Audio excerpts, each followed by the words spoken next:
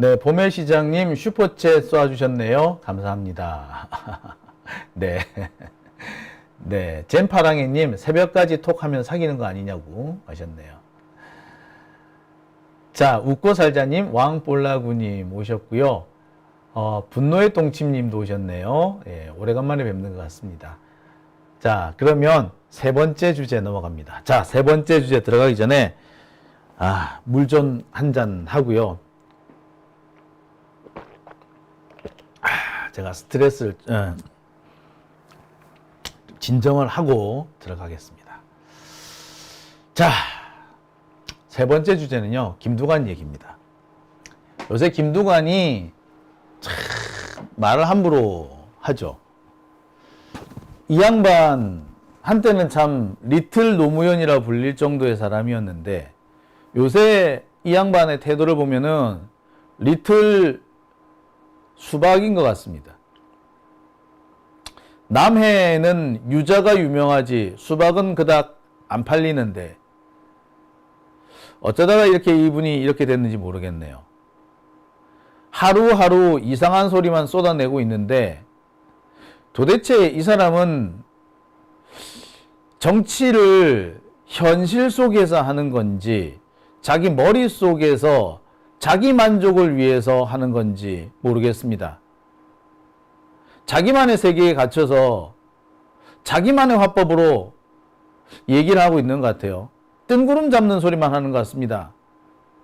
자기만의 세계에 갇혀서 자기만의 얘기, 뜬구름 잡는 얘기하면은 말하는 건 상당히 수월해요.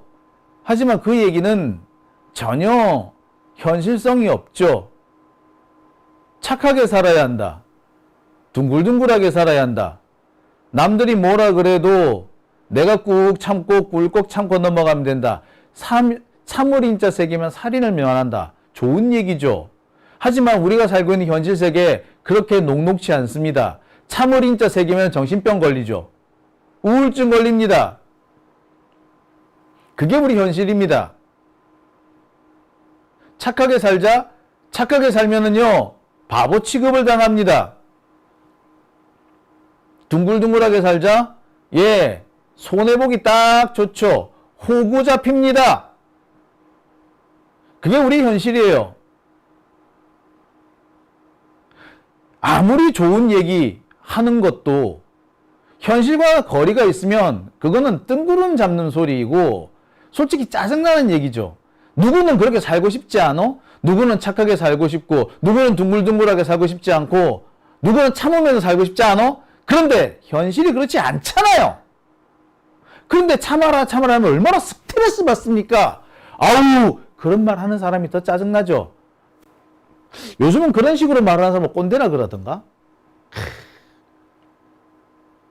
자, 근데 지금 딱 그런 짓을 누가 합니까? 김두관이 하고 있는 겁니다. 얼마나 열받느냐고요. 그런데 그렇게 말만 하면 돼. 그리고 지는 그렇게 살겠다고 하면 돼. 그렇게 하라고! 그런데 왜 남한테 군수질을 하면서 왜 분란을 일으키냐는 거죠. 지가 누구는 좋은 소리 하고 누구는 그럴싸한 얘기만 하고 그러고 살고 싶지 않나? 예, 그래서 우리가 선비질이라고 그러죠. 누구는 선비질하고 살고 싶지 않나? 그런데 선비도 아니면서 무슨 선비질이야. 지나 내나 모습으로 살아왔잖아. 근데 왜 갑자기 선비질을 하려고 지랄이야? 그런 식으로 하면요 지 딴에는 대선에 이길 것 같죠? 웃기지 말라고 해.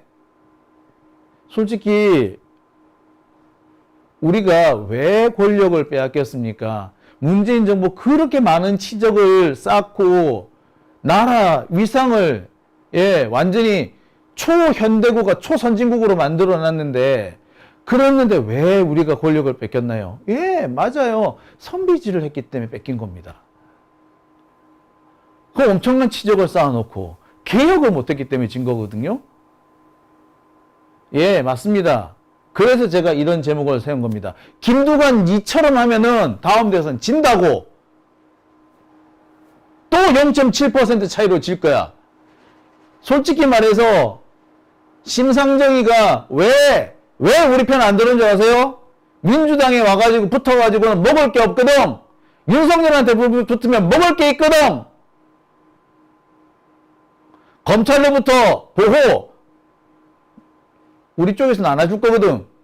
근데 윤석열한테 붙으면 보호해 줄 거거든. 그러니까 그러고 간 거야. 결국 뭐다? 우리 편을 누가 많이 만드느냐는 힘으로 결정하는 거야. 내가 힘이 세면은 알아서 내 밑에 와 있게 돼 있어. 힘이 있는데 힘을 안 쓰면 업신여김을 당해요. 자, 뺄셈의 정치를 했는데 이재명 대표 지지율이 80%가 넘게 나오냐 이 개새끼야. 뺐는데 그렇게 나와? 놀고 자빠졌네. 아직 15%도 못 넘는 주제에 뭐라 카노? 똘박 같은 기. 아유. 자, 오늘은 뭐라는 게 아니라 공청 못 받은 탈당파까지 껴안을 합니다. 미쳤어?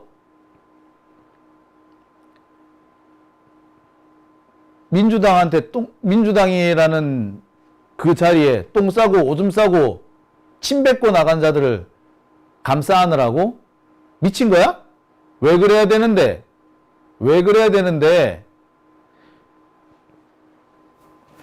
아니, 윤석열하고 싸우기보다 민주당하고 싸우려고 하는 그런 자식들이 왜 뭐가 좋다고 걔들을 감싸 안아야 되는데, 전병헌 같은 새끼를 보라고.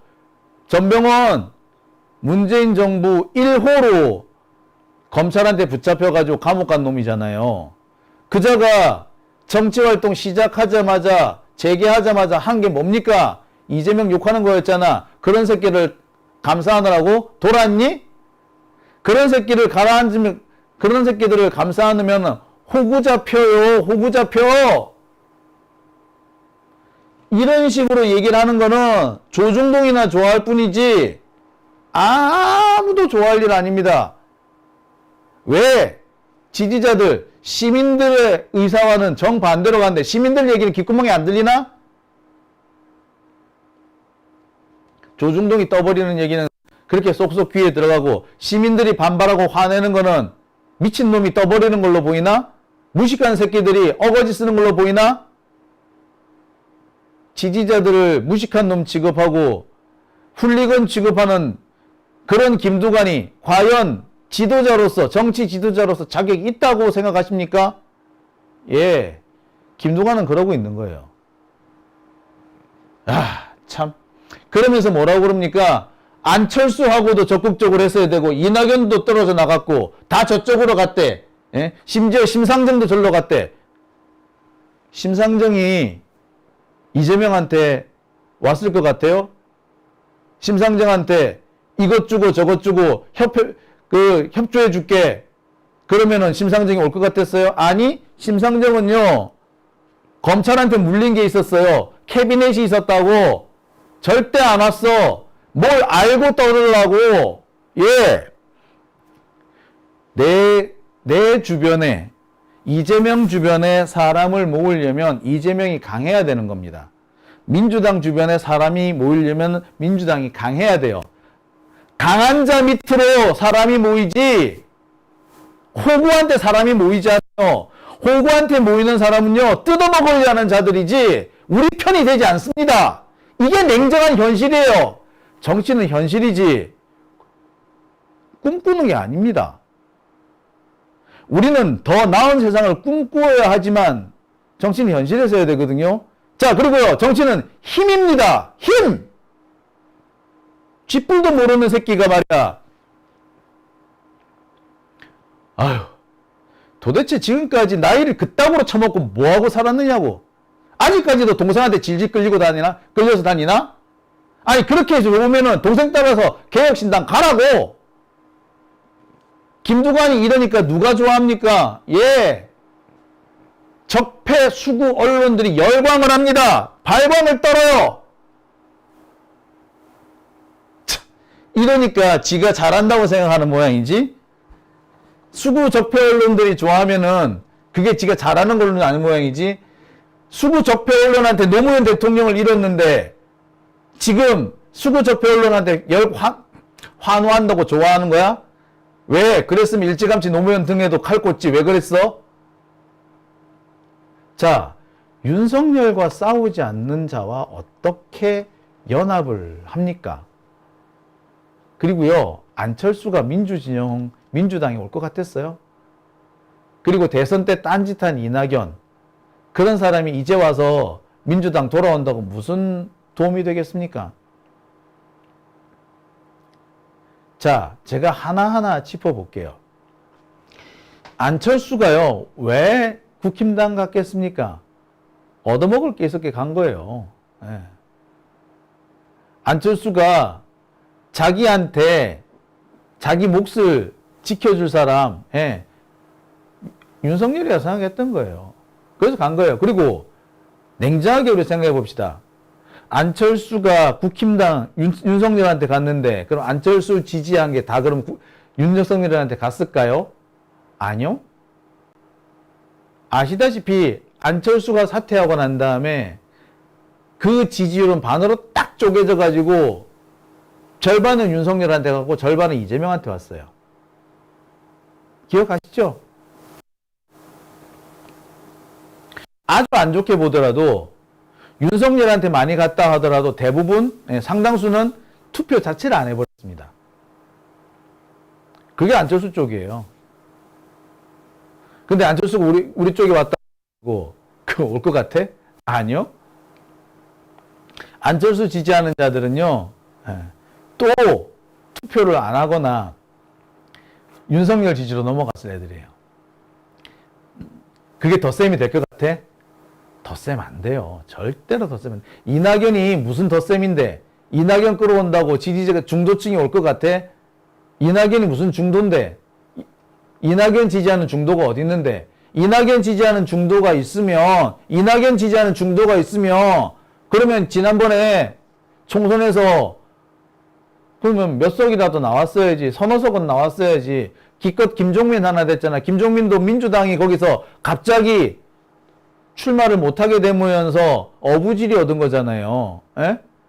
근데 무슨 중도가 있는데? 중도가 있으면 그렇게 하야지. 뭐 0.7% 더 얻으려고? 야, 이낙연 같은 애 0.7% 때문에 받아들였다가 7%가 빠져나간다. 등신아. 안 그렇습니까? 게다가요, 이낙연 쪽 사람들, 지난 대선 때 우리는 피가 터지게 선거운동하고 있는데, 지는 제주도 관광 간 새끼가 있었어. 그 신모 경기도 의원인가 하는 사람, 신년 맞았다고, 한라산 갔다고, 막 그런 거 사진 올리고 그랬어. 뿐만 아닙니다. 박광원 같은 사람은요, 대선 때 홍보 위원장 이런 거 맡았는데 출근도 제대로 안 했어. 박광원은 얼굴 본 사람 드물대요. 뿐만 아닙니다. 이낙연만 보세요. 대선 때 지 밑에 있던 참모들 다 윤석열 쪽으로 가는데 수수방관하지 않았습니까? 가가지고 이재명 욕하고 다니는데 말리지도 않았잖아. 그런데 이런 새끼들이 모인다고 해가지고 이런 새끼들 끌어당긴다 해서 뭐가 도움이 되는데? 심상정만 해도 그렇죠. 지금까지 심상정은요, 민주당을 정치적 걸림돌로 생각했어요. 그러면서 딱 총선 때만 되면은 자기 지역구에 공천하지 말아달라고 그런 얘기할 때만 민주당에 잘랑 붙었어. 뿐만 아니라 비례대표 민주당 공천하지 말라고 그런 거 할 때만 민주당이 붙었어요. 그래 놓고서는 나중에 어디로 갑니까? 다 국힘당 갔잖아. 조국한테 제일 먼저 칼 꽂은 새끼가 누구야? 심상정이잖아. 노회찬은 억울하게 누명을 썼을 때 가장 먼저 등을 보인 사람이 심상정이에요. 그런 사람들 어떻게 우리가 받아들일 수 있고 하나로 함께 할 수 있는데요. 그죠? 이들은요, 우리 편 아닙니다. 이들을 끌어모은다고 해서 득표에 도움이 안 돼요. 0.7% 모자란다고 이들까지 끌어모으자. 아니요. 이들까지 끌어모았다가 3%, 4%, 7%가 날아갈 겁니다. 박광훈 같은 사람 보세요. 이재명 등에다 콕 칼 꽂는데 제일 앞장선 사람 아닙니까? 예?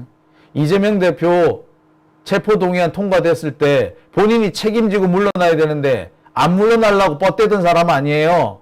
예? 지금도 이 사람, 박광훈 이 사람 저 고소해놓고 있어요. 선거법 위반이라 고소해놓고 있어. 예? 지가 이재명 등에 칼 꽂았다고, 이재명 등에 칼 꽂은 자가 어떻게 선거 때 되니까 이재명 지키겠습니다. 이런 개소리를 하느냐고. 그랬다고, 예? 그 말 했다고 저를 선거법 위반으로 고소해놓고 있습니다. 이런 자를 하고 뭐 같이, 이런 자가 더 쌤이 될 것 같아?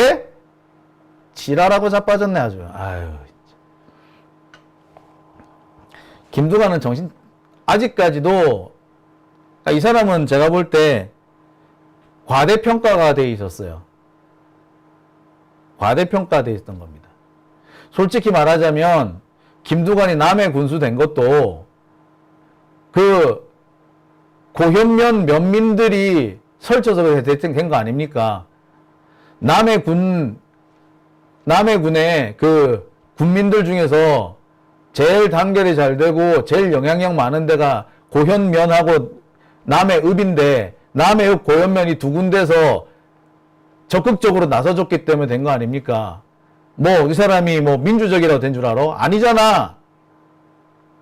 그래서 그거 하나 가지고 이장 출신의 군수 됐다고 그거 하나 가지고 장관까지 앉혀줬고 그거 가지고 노무현 대통령한테 인정받았다는 그거 하나 가지고 지금까지 먹고 살았잖아. 솔직히 자기 정치로 자기 실력을 보여준 게 뭐가 있어? 자, 이제 과대평가된 사람들은 털어낼 때가 왔습니다. 과감하게 털어내야 합니다. 오밤중의 뉴스 함께하고 계십니다.